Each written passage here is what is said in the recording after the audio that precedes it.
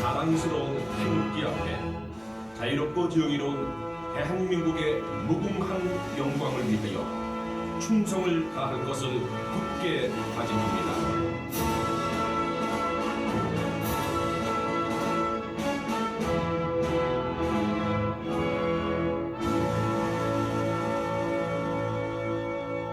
바로 다음은 애국가 제창이 있겠습니다. 애국가는 사전의 뜻을 1절에 모아서 1절만 크게 부르겠습니다.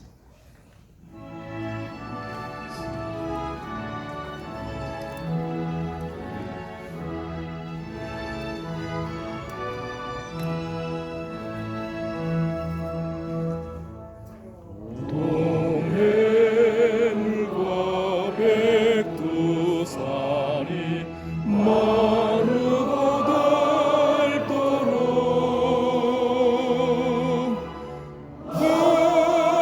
하나님이 보호하사 우리나라 만세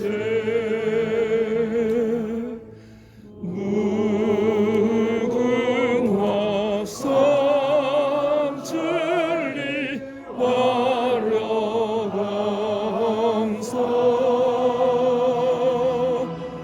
대한 사람 대하늘로 길이 보존하세. 이어서 대한민국을 위해 순교하신 분들을 생각하면서 잠시 묵념하는 시간을 갖도록 하겠습니다. 일동 묵념.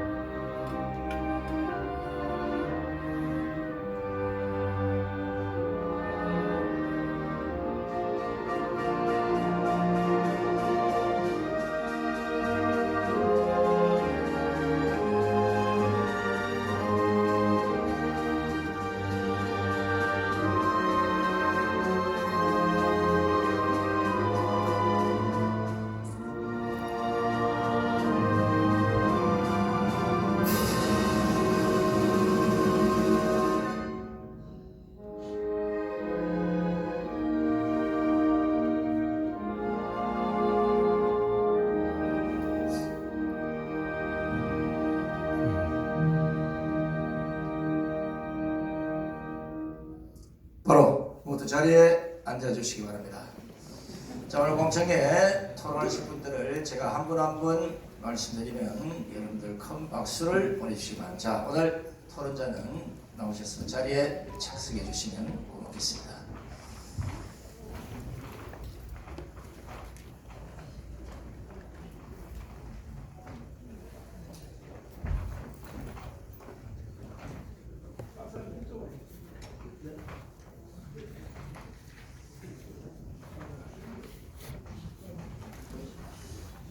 제가 먼저 한 분 한 분 소개를 해 올리겠습니다. 여러분 아시다시피 120대 유튜브 연합 및 자유통신사 설립을 하시고 지금도 유튜브에서 끊임없는 자유대한민국을 부르짖고 계시는 국민혁명여자시며 한기총 대표회장을 지내시는 정강훈 목사님을 소개하겠습니다.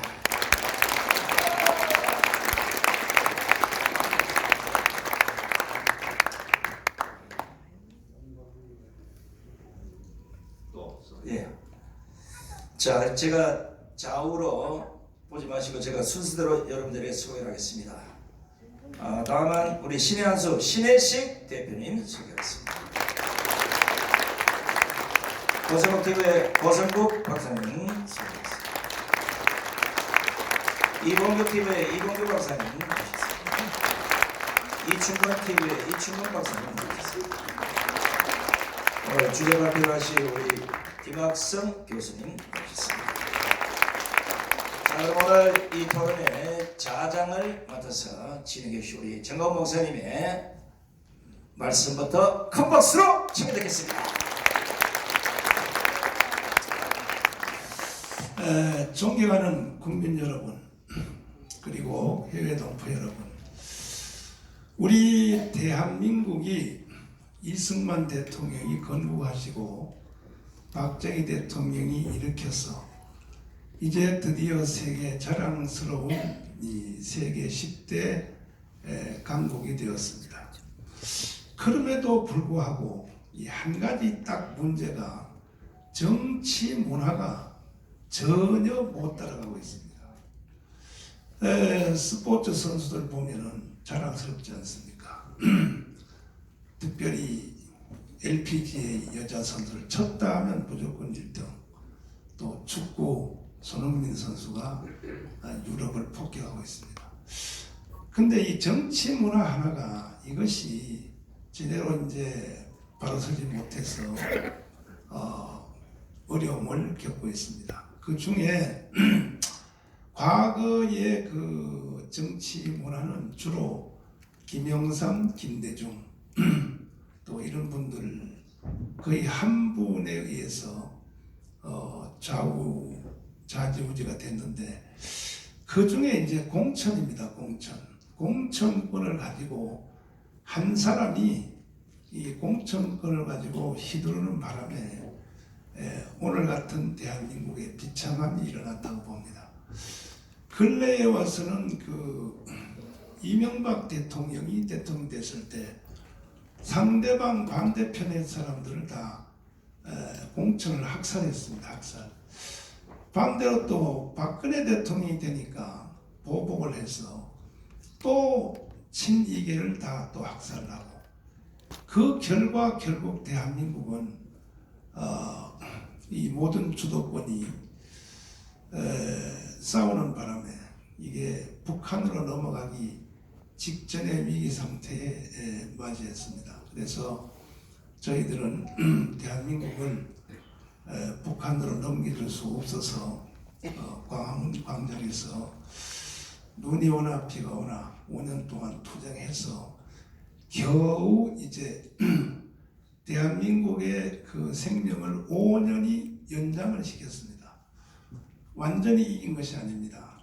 그런데 이제 1년 후에 또 총선이 다가오는데 양당에서 공천하는 그 형태를 보니까 옛날 방법대로 그대로 또 하려고 하는 자세들이 보여지기 시작했습니다. 그래서 이것이 그 내년 4월 10일 총선에서 또 한두 사람이 공천을 주도했다가는 이번에야말로 대한민국은 끝이 나겠다. 완전히 북한으로 넘어가겠다. 왜냐하면은 문재인 대통령이 5년 동안 한 일은 딱 하나밖에 없습니다. 평화협정, 종전협정, 그리고 주한미군 철수, 연방제 통일을 통하여 국민들을 현혹시켰죠. 전쟁 없이 통일하자. 이거는 일종의 사기입니다. 사기. 이 말에, 거짓말에 걸려들어서 국민의 절반이 지금 거짓에 걸려들은 상태입니다.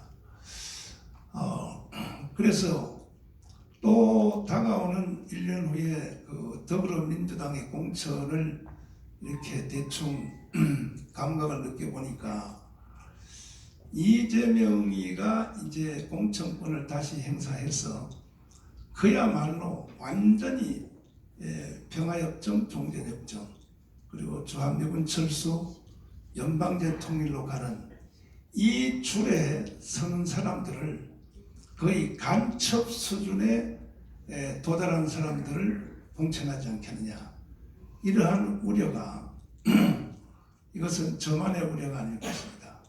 정상적인 대한민국의 지식인들은 아마 그것을 다 느낄 것입니다. 그리고 이제 자유우파 김기현 대표가 또 하는 그 예상되는 행동을 보니까 역시 이것도 줄 세우기에 공천을 하려고 이미 벌써 준비를 다 하고 있습니다. 그러면 야당은 종북주의자들을 공천하고 또 자유우파는 자기의 정치 세력을 확대하기 위하여 자기를 추종하는 자들을 또 공천하면은 이것은 반드시 대한민국을 망할 수밖에 없습니다. 그래서 우리 유튜브 연합이 이 일에 대해서 깊은 걱정을 하다가 이제 우리가 마지막 남은 하나 완전한 민주주의를 완성하기 위해서 미국식 완전 오픈 프라이머리로 공천권을 완전히 국민에게 돌려줘야 되겠다. 여러분, 유튜브 여러분 동의하십니까? 네. 동의하시는 박수.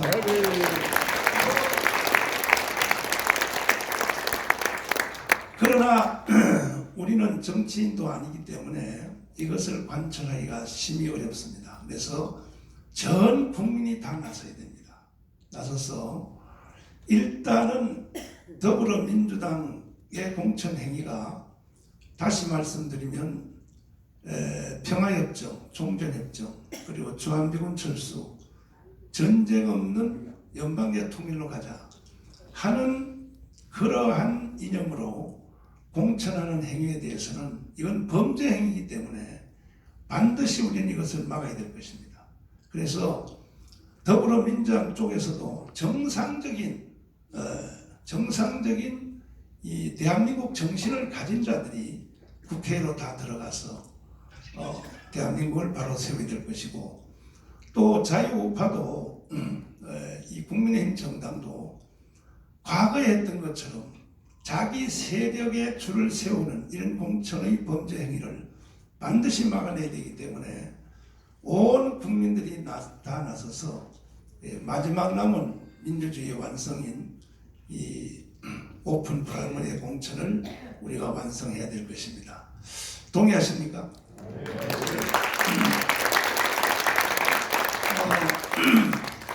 이제 토론을 하기 전에 먼저 여기에 대해서 전반적인 전체 발제를 김학성 교수님이 발제를 한번 해주시도록 하겠습니다.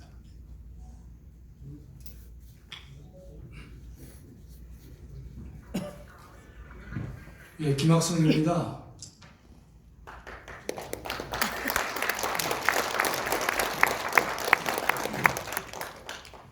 오늘 토론에 앞서서 제가 일정 부분을 오픈 프라이머리에 대해서 제가 간략하게 소개를 좀 하겠습니다.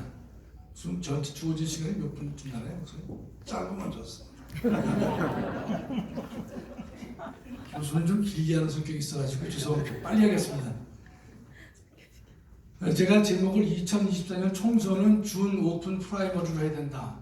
준자를 붙였는데요. 오픈 프라이머리에서 준자를 붙이는 아주 설명을 드리겠습니다. 먼저 민주주의와 그 정당의 문제인데요. 민주주의는 국민이 주인이 되길 원하지만 정당은요, 정당의 지도자들이 주인이 되길 원해요. 두 번째로는 민주주의는 국민의 정치 참여를 원하지만 정당은 당원들만의 정치 참여를 원하고 있습니다. 그래서 현 공직 후보주의 문제점은요, 정당이 자신의 이해와 이익에 따라서 활동을 하는 것입니다. 국민의 이해나 이익을 따지지 않고 자신들의 이익을 위해서만 한다는 것이죠.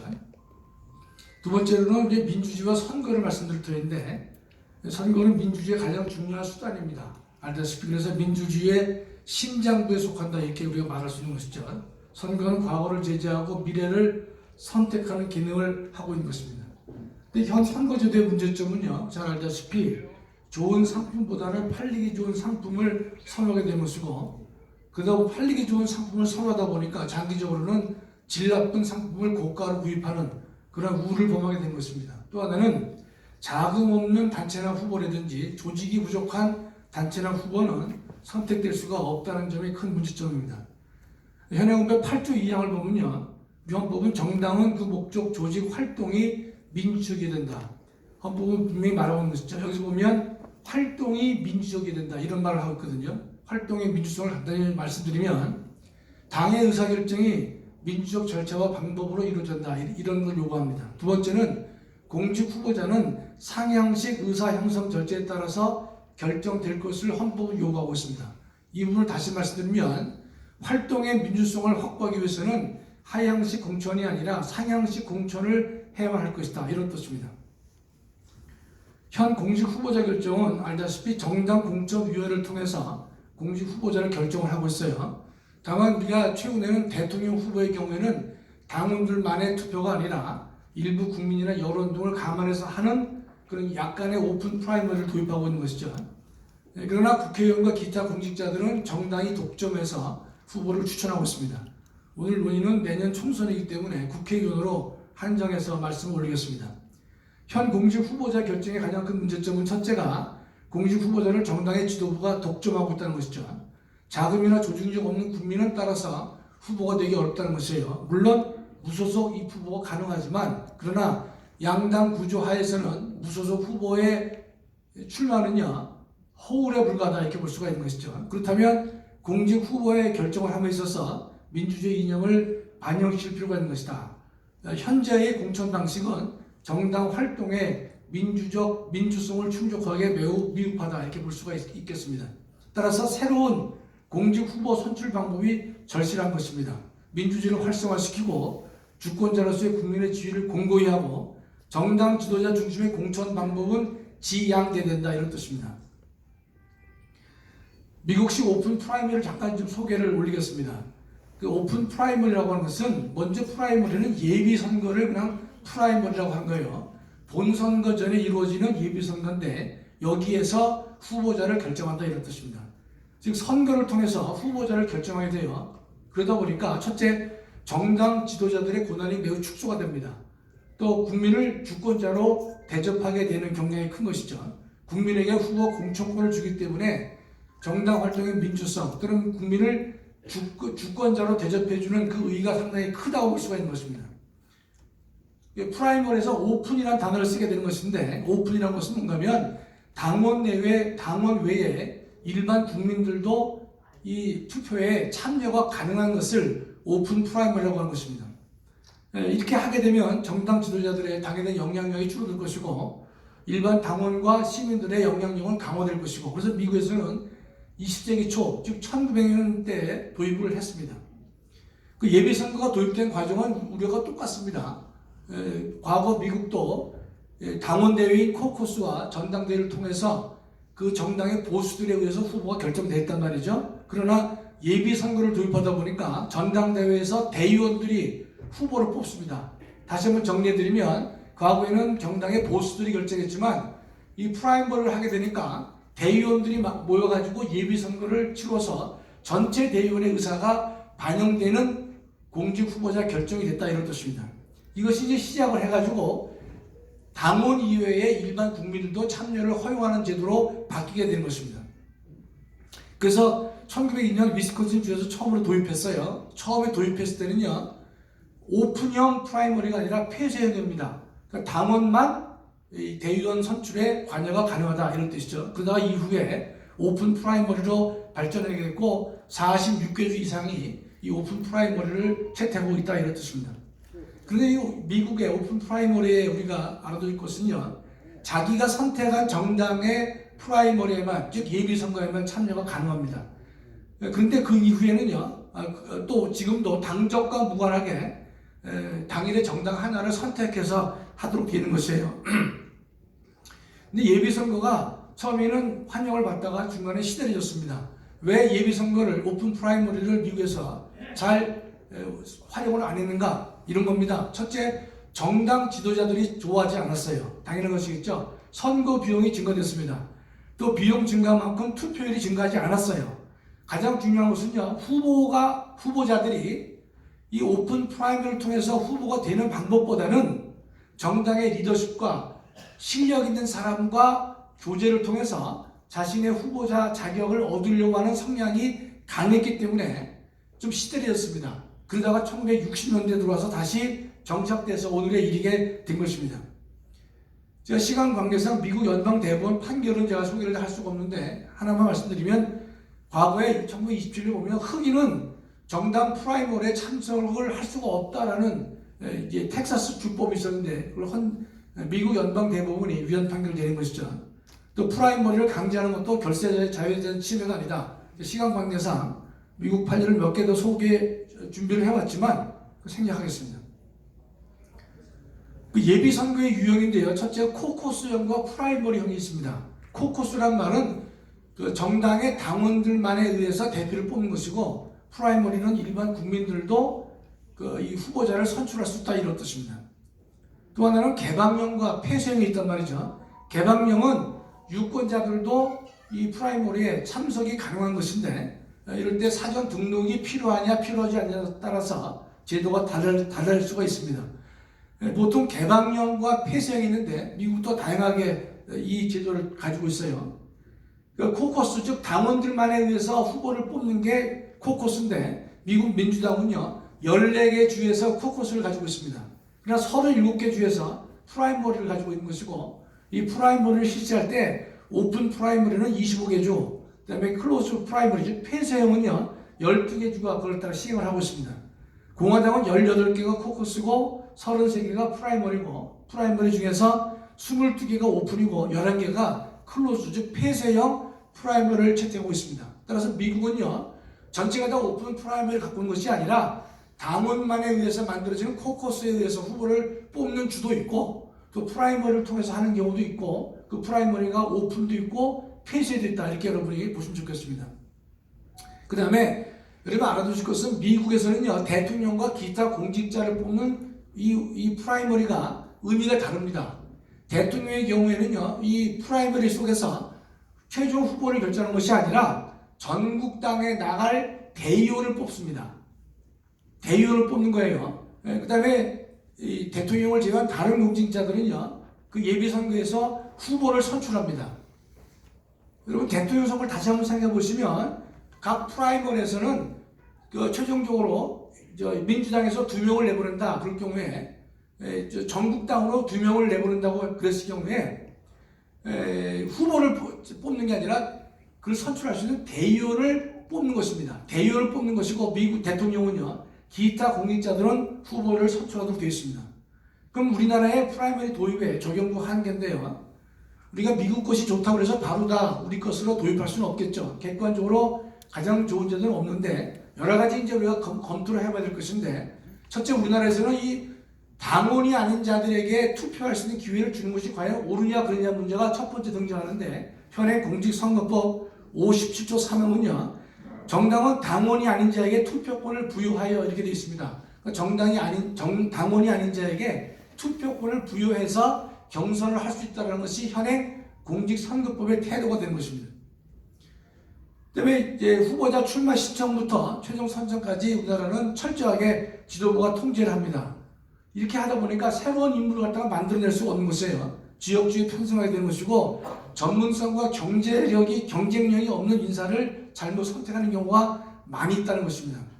그 오픈 프라이머리가 매력적이긴 하지만 어떤 매력이 있느냐, 정치 참여를 확대해 주는 것이고, 참여 민주주의를 구현해 주는 것이고, 국민의 욕구를 충족시켜 주는데 큰 기여를 하게 되지만, 가장 큰 문제점은 우리가 지난번에 여러분 대통령 선거라든지 정당 대표를 뽑을 때도 등장했지만, 역선택 가능성을 막기가 어렵다는 뜻입니다.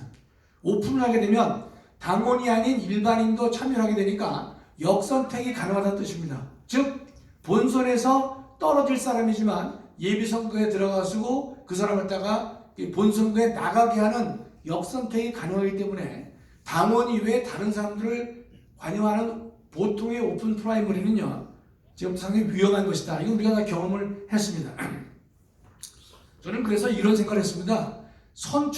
공직 후보자를 선출할 때는요, 즉 국회의원을 선출할 때는 폐쇄형이다. 즉 당원만이 선택할 수 있는 기회를 주는 것이다. 당원 이외에 일반 국민에게 주게 되면 역선택 가능성 때문에 적절치 않다는 것입니다. 근데 두 번째는 입후보의 문제가 또 생깁니다. 거기에 입후보를 할 때 정당에서 선호하는 사람만 입후보가 될 것이냐, 아니면 일반인도 입후보가 될 것이냐, 여기 참 어려움이 있습니다. 아마 오늘 토론에서 제가 토론자들에게 이 주제를 제가 맡기고 싶은 것인데, 입후보를 개방용으로 할 것이냐 아니냐, 이 문제가 우리 중요한 우리가 관점이 될 수가 있는 것입니다. 또 저는 입후보는 입후보도 개방용으로 했으면 좋겠는데, 이런 겁니다. 입후보를 개방용으로 할 때는 정당의 당원만 후보가 될 수 있느냐, 아니면 당원 자격을 갖지 못한다 하더라도 당원이 될 것을 약속한 경우에는 누구에게도 입후보 자격을 허용하는 의미 정도의 제가 개방령을 제가 말씀드리고자 하는 것이에요. 그래서 어려운 문제는 당원이 아닌데 정당에서 이 후보자로 입후보할 수 있겠는가? 바로 그 문제가 오늘의 중요한 논점이 될 수밖에 없습니다. 두 번째로는 지역구 말고 현 비례대표입니다. 지금 현재 비례대표제도는 여러분 알다시피 정당이 후보자를 정하고 후보자의 순서까지도 정당이 다 결정합니다.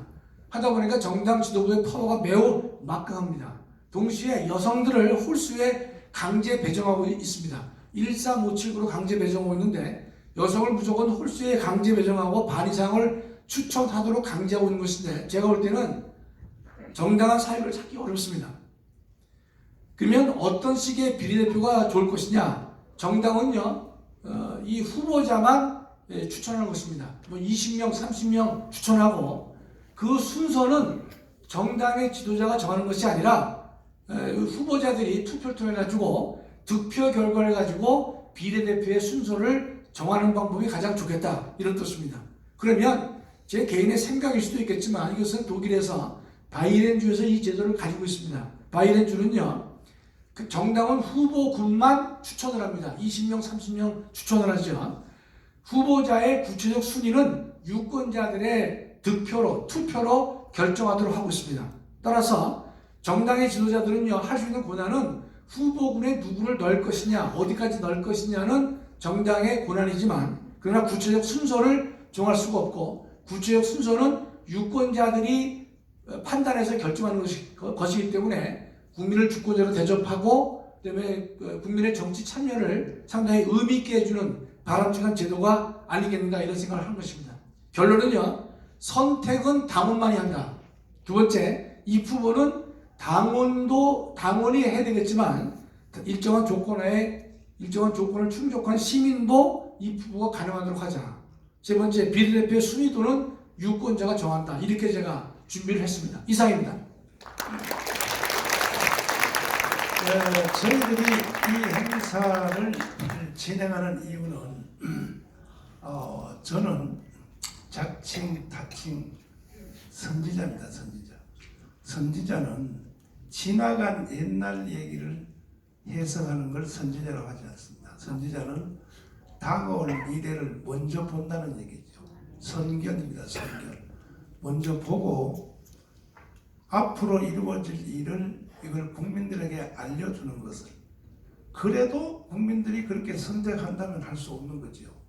이게 선지자인데, 제가 선지자의 입장에서 보면 다음 1년 후에 2024년 이 총선, 4월 10일 총선은 더불어민주당은 종전협정, 평화협정, 주한미군 철수, 그리고 연방제 통일로 가는 사람을 당에서 일방적으로 공천하기 때문에 더불어민주당의 성향을 가진 국민들도 원치 않는 투표를 해야 되는 겁니다. 이런 비극이 우리 앞에 1년 후에 다가올 것입니다. 그러면 여기서 우리가 물어보면 더불어민주당의 성향을 가진 국민들 중에서 지금 지지율이 약 한 30% 중반인데 그 35%의 국민들 중에서 주한미군 철수에 대해서 찬성하냐 안 하냐, 누가 그걸 찬성하겠습니까? 그럼에도 주한미군 철수를 강요하는 후보를 찍을 수밖에 없는 강요를 당할 것입니다. 1년 후에. 그 다음에 이제 국민의힘 정당 후보는 줄 세우기 공천입니다. 자기 세력을 위하여. 그러나 그런 사람들을 누가 찍겠습니까? 그래서 우리는 이 재앙을 방지하기 위해서 이 행사를 마련했는데, 시간 관계상 여기 도저히 지금 시간이 이중 예약이 되어서 참석할 수 없었는데 제가 간청을 해서 고성국 박사님을 모셨습니다. 먼저 한번 발제해 주시기 바랍니다. 예, 고맙습니다. 안녕하세요, 고성국입니다.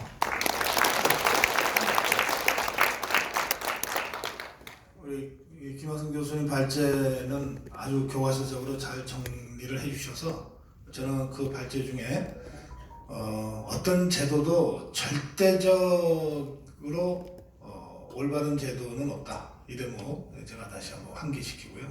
제도는 제도일 뿐이다.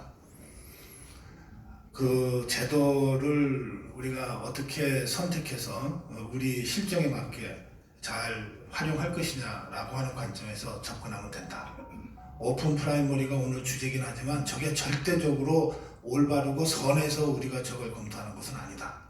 지금 우리의 시대 상황이 오픈 프라이머리를 적극적으로 검토하게끔 요구하고 있기 때문에 우리가 저 논의를 하고 있는 것이다. 이 점을 먼저 말씀드리고, 또 두 번째 우리 김 교수님 발제 중에 미국이나 여러 나라 사례를 쭉 설명하셨는데 거기도 보면 다 복합형이에요. 하나의 단일한 룰로 전국을 다 커버하는 게 아니거든요. 어떤 주는 코코스, 어떤 주는 오픈 프라이머리 이렇게 다 결합되어 있어요. 그래서 저는 우리가 내년 총선의 공천 문제를 접근할 때도 하나의 원칙, 하나의 컨셉으로 일률적으로 다 적용하는 식으로 이렇게 기계적으로 접근할 일이 아니다. 그렇게 생각합니다. 제 말씀을 짧게 몇 가지만 말씀드리겠습니다. 저는 이제 교과서는 우리 김학성 교수께서 잘 정리해 주셨으니까 옆에 내려놓고 실장적인 얘기 몇 가지만 하겠습니다. 우리가 공천을 하는 목적이 뭐냐? 이거 이기기 위해서입니다. 이 너무나 당연한 명제를 가끔 학자들이 깜빡하는 수가 있어요. 그래서 오픈 프라이머리가 절대적으로 올바르다고 주장을 하면서 모든 걸 다 그쪽으로 밀어붙여서 결과가 어떻게 나오든 이게 정치개혁을 위해서 좋은 것 아니냐. 저는 그런 제도는 원치 않습니다. 공천의 목적은 선거에서 이기기 위한 것입니다. 선거에서 이기기 위해서 필요하면 전략 공천도 해야 되고, 필요하면 표적 공천도 해야 되고, 필요하면 낙하산도 태워야 되고, 필요하면 오픈 프라이머리도 도입해야 된다. 이겁니다. 그 다음에 우리나라의 그 현실적인 정치 상황이 호남과 영남이 다르고, 영남에서도 TK와 낙동강 이 벨트를 안고 있는 PK가 다릅니다. 충청남도와 충청북도가 달라요. 그래서 하나의 제도를 일률적으로 적용하는 것은 다른 곳에서는 우리가 득을 볼 수 있을지 모르나 다른 곳에서는 바로 그것 때문에 우리가 스스로 넘어지는 경우도 있어요. 그 점 우리가 늘 염두에 둬야 된다는 거고요. 그러면 어느 지역은 어떤 룰로, 어느 지역은 어떻게 라고 하는 결정을 누가 할 거냐. 그거 하라고 당 지도부 뽑아 놓는 거예요. 당 지도부에게 그 정도 권한을 줘야 끝난 다음에 책임을 물을 수가 있어요. 그 다음에 한 가지만 더 마지막으로 말씀드릴게요. 오랜만에 제가 우리 정광훈 대표님도 뵙고 또 여러 우리 동지들을 뵈니까 참 반가운데, 지난번에 우리 신혜식 대표는 명함도 못 내밀고 컷오프 당했는데 이봉규 대표도 마찬가지일 거예요. 그런데 이분들이 저는 국회의원 선거 나가면은 떨어질 거라고 생각해요. 그런데 대통령 선거 나가면 굉장히 선전할 거라고 봅니다. 제가 여러분들한테 우스갯소리로 농담하는 게 아닙니다. 신혜식, 이봉규가 갖고 있는 전국적 지명도 있죠. 그거는 전국적인 선거에서는 잘 먹혀요. 그런데 지역으로 가면, 아니 저기 어디 저 경상북도 산골에 신혜식 아는 사람이 몇 명이나 있겠어요. 이 대통령 선거와 전국 선거, 그리고 어쨌든 지역구로 엮여지는 지역구 선거는 전혀 선거 양상이 달라요. 전국적 지명도, 우리 자유파 전사들, 이게 전국적으로 지명도가 있어요. 그런데 막상 지역에 들어가서 지역에서 30년 이상 맨날 경조사 쫓아다니면서 동네 옆집에 개똥이네는 숟가락이 3개요. 이거 하고 있는 사람하고 막상 맞뒤쳐서 경쟁해서 이겨봐라. 불가능해요. 더구나 선거 기간을 한 1년이나 주면 몰라. 법적으로 3주만 딱 줍니다. 2주만 딱 줘요. 국회의원은.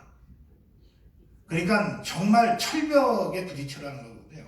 그래서 이런 정치 현실을 우리가 도외시하고 뭘 전략을 짜면 안 된다는 겁니다. 그래서 제가 제시하는 것은 3가지입니다. 첫째, 비례대표는 지역구가 따로 없잖아요. 그러니까 이거는 전국적 지명도 갖고 나가야 돼요. 영남이나 호남이나 충청에서도 저 사람이면 우리 자유파를 대표할 수 있어. 이렇게 되어지는 것이 비례대표예요. 비례대표는 저는 없애는 게 좋다고 생각하지만 이번에는 없앨 수 없으니까. 그러면 그 비례대표만은 전국적 지명도를 갖고 있는 사람들이 진짜 제대로 된 오픈 프라이머리 통해서 한번 뽑히도록 해보자. 그 저는 이봉규나 신혜식이 정치 진출의 뜻이 있다면 비례대표 출마해라. 그런데 이게 옛날처럼 당대표가 줄 서는 사람들한테 1, 2, 3 주는 식이 아니고 진짜 완전 오픈 프라이머리로 전국적 지명도와 인지도와 활동력을 평가하는 식으로 룰이 만들어진다면 무조건 된다. 좀 그렇게 생각합니다. 그리고 이걸 저희는 주장해 가야 된다고 생각해요.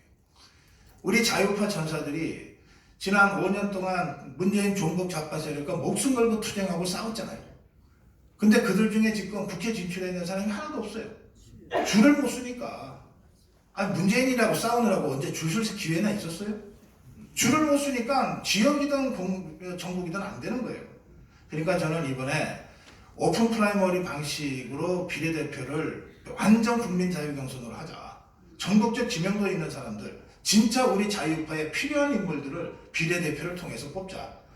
이래 놔야 된다는 거예요. 그러면 어디 가서 우리가 애원하고 구걸하고 협박 안 해도 돼. 우리가 갖고 있는 이 자산, 투쟁 과정에서 쌓아 올린 이 인지도 가지고서 우리 힘으로 당당하게 비례대표 석권할 수 있다고 저는 생각해요. 그 다음에 두 번째, 이제 지역구로 가면 크게 봐서 영남과 다른 지역이 다른 겁니다. 영남과 수도권이 다른 거예요.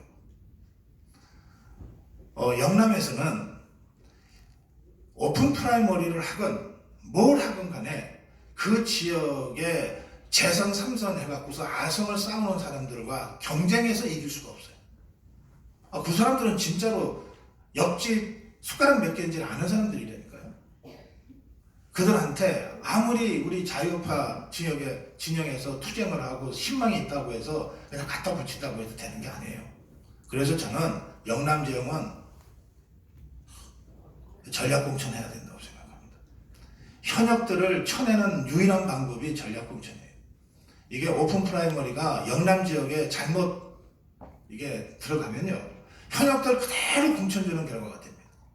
김무성이가 3년 전에 저거 하겠다고, 3년 전, 7년 전에, 김무성이가 7년 전에 문재인이랑 손잡고 오픈 프라이머리 하려고 했다가 박살난 거는 기득권을 갖고 있는 현역 의원들한테 절대적으로 유리한 제도라고 사람들이 봤기 때문에 그래요.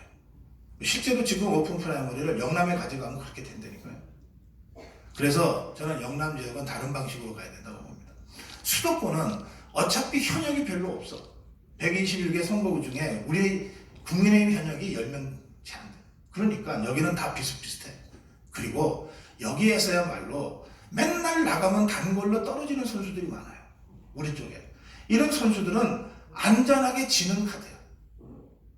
이런 사람들한테는 대대적으로 오픈 프라이머리를 통해서 정말 물갈이를 해도 가능한 지역이에요. 또 그렇게 해야 저 좌파들이 수십 년 아성처럼 지키고 있는 것을 밑에 국민의 힘으로, 국민혁명의 힘으로 돌파할 수 있을 거다. 그렇게 생각해요.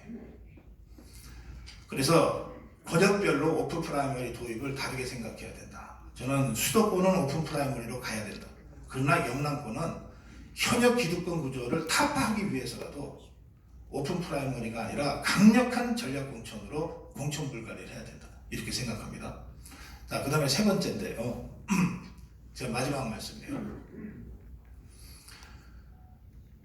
현역과 정치 신인들, 이제 우리들 자유파 진영에서 생각하는 저 사람이면 국회 좀 내보내야 돼 라고 하는 사람들은 되게 정치 신인들이에요. 현역과 정치 신인들이 싸우는 것은, 그것도 똑같은 룰로 싸우는 것은 현역들한테 100m 경주에서 한 70m 앞에 서서 뛰라는 거랑 똑같아요. 현역이 그렇게 간단한 게 아닙니다. 4년 동안 그 지역을 관리하고, 그냥 관리가 아니에요. 할 수 있는 한 모든 방법을 통해서 의정보고회하고 동단위 의정보고회를 하러 다닙니다. 이 현역 의원들은요. 그리고 후원 모임을 하고 각종 산악회를 하는데, 현역이 아닌 사람들은 어떤 것도 할 수 없어요. 그런 상태에서 게임을 하라는 거거든요. 그러니까 똑같은 출발선에 세워놓고 현역과 정치신이